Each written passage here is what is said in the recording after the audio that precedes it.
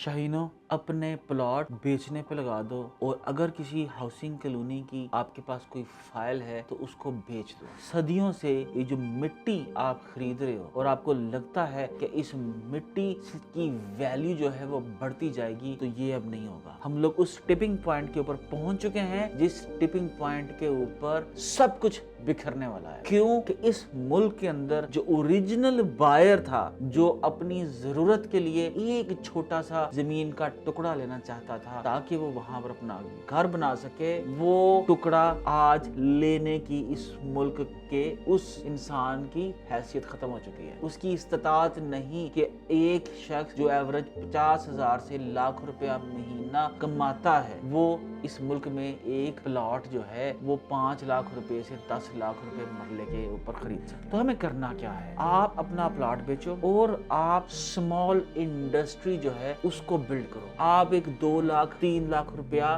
की एक ऑयल निकालने वाली मशीन लगाओ।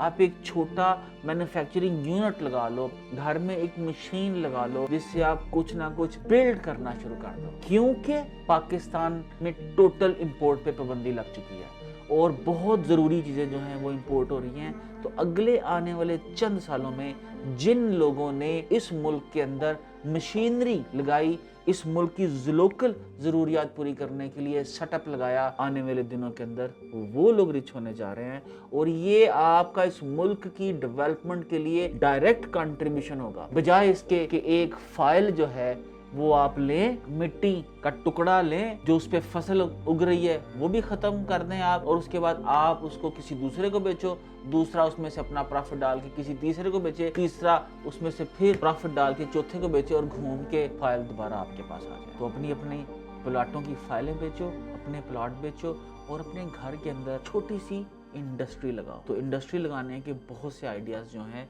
ऑलरेडी यूट्यूब के ऊपर अवेलेबल हैं, लेकिन हम भी एक सीरीज शुरू करने जा रहे हैं। पाकिस्तान जिंदाबाद।